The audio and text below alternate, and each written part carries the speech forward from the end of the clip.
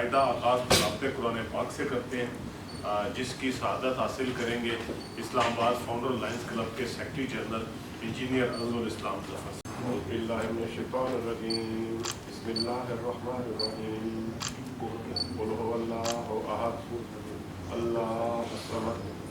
Lump यलिद वलम यूलद वलम यकुल लहू कुफुवन अहद। सदक़ल्लाहुल अज़ीम।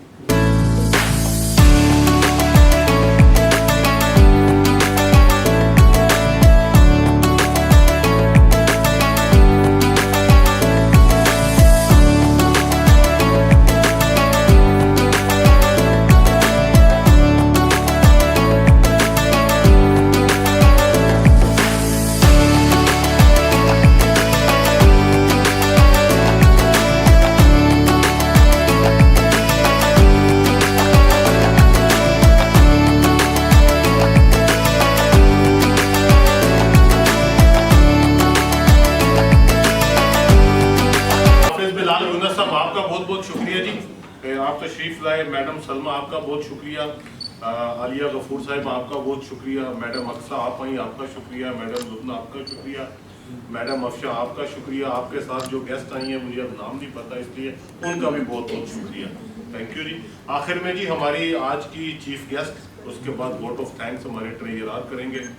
और हमारी आज की चीफ गेस्ट जो कि इस अवेयरनेस सेमिनार में इन्होंने अपनी गुनागू मसरूफियात में से वक्त निकाल कर हमें टाइम दिया, आपका सब बहुत शुक्रिया मैम। मैं दरख्वास्त करूँगा डॉक्टर रक्षंदा राशिद साहिबा से कि वो आएँ और अपने ख्यालात का इज़हार फरमाएँ। और क्वेश्चन आंसर सेशन उनकी स्पीच में ही होगा, किसी का क्वेश्चन हो तो वो इनसे कर सकते हैं। बीमारी बहुत ज़्यादा है मुल्क में, हमारे तो ख़ास तौर पे यंग लोगों में बहुत ज़्यादा है। जब हम उनके केसेस देखते पढ़ते, उनकी स्टडीज़ हैं तो ज़्यादातर 35 के बाद है, तो हमारी तो अर्ली 20s में हम काफ़ी केसेस देख रहे हैं, जिसका मतलब ये है कि यहाँ कुछ ऐसी चीज़ है जिस पे बहुत ज़्यादा काम करने की ज़रूरत है ताकि पता लगे और इसको हम अर्ली डिटेक्ट करें और लोगों को क्योर करें। तो इसलिए इसकी 2 स्टेजेस होती हैं, एक पोटेंशियली क्योरेबल और एक इस पोटेंशियली क्योरेबल का मतलब ये है कि 99% क्योर हो जाते हैं, लेकिन 1-8% फिर भी नहीं हो सकते, क्योंकि कितने भी अर्ली हों स्प्रेड अंदर ही अंदर हो चुके होते हैं।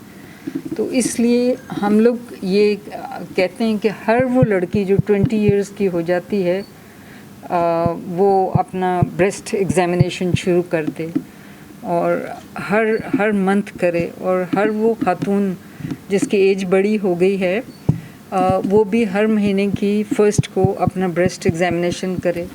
और फीमेल्स को इससे कभी भी छुट्टी नहीं है, 20 इयर्स की एज से अगर शुरू होता है तो जब तक वो अलाइव हैं उनको ब्रेस्ट कैंसर हो सकता है। क्योंकि हम लोग इतना तरस आता है 80 इयर्स की, बिल्कुल डिमेंशन हुआ हुआ, अल्जाइमर हुआ हुआ, बिल्कुल होश नहीं है, लेकिन ब्रेस्ट में कैंसर, क्योंकि बॉडी तो उनकी वही है ना, ब्रेन ही काम नहीं कर रहा। तो इसलिए इसमें एवरी मंथ एक तो अपना एग्ज़ामिनेशन करना चाहिए, क्योंकि female gender is at risk.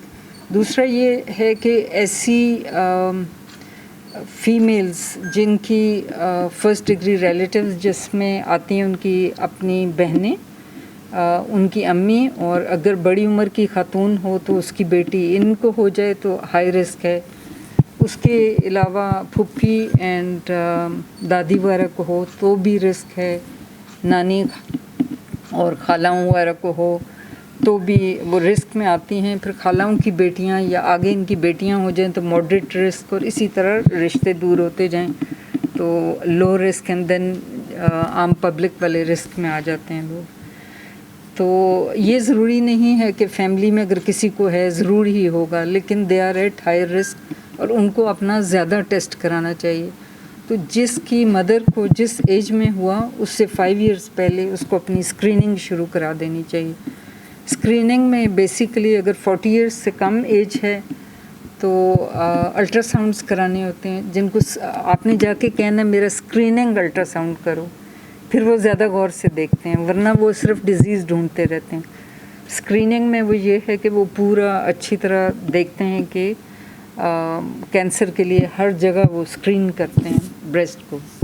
और इसी तरह जिनकी 40 से ऊपर एज है उन्हें मैमोग्राम और अल्ट्रासाउंड दोनों। मैमोग्राम से बेसिकली उनकी ब्रेस्ट में कैंसर नज़र आ जाता है और अल्ट्रासाउंड से अगर कोई और डिजीज़ हैं, कैंसर के अलावा भी ब्रेस्ट में बेशुमार डिजीज़ होती हैं जो कि इतनी जानलेवा तो नहीं होती लेकिन फिर भी उनके अंदर होती हैं और उनको भी अगर ट्रीट कर लिया जाए तो मरीज़ को तकलीफ़ नहीं होती।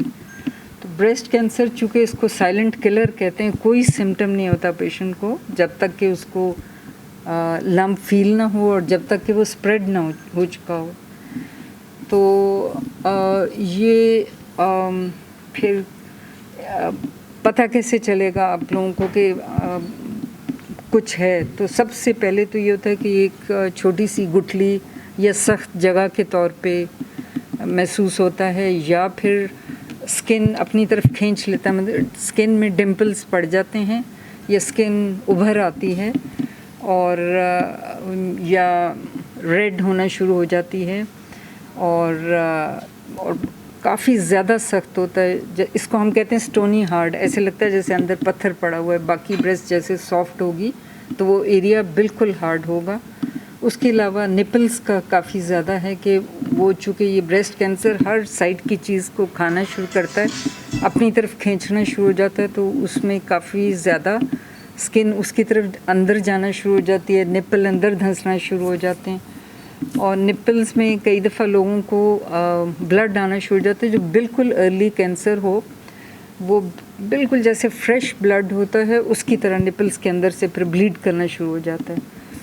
और बाकी ये है कि अगर किसी को ब्रेस्ट में जैसे माल्टे की स्किन नहीं होती, छोटे छोटे उसमें वो होते हैं, उसकी तरह ये कई दफ़ा हो जाता है।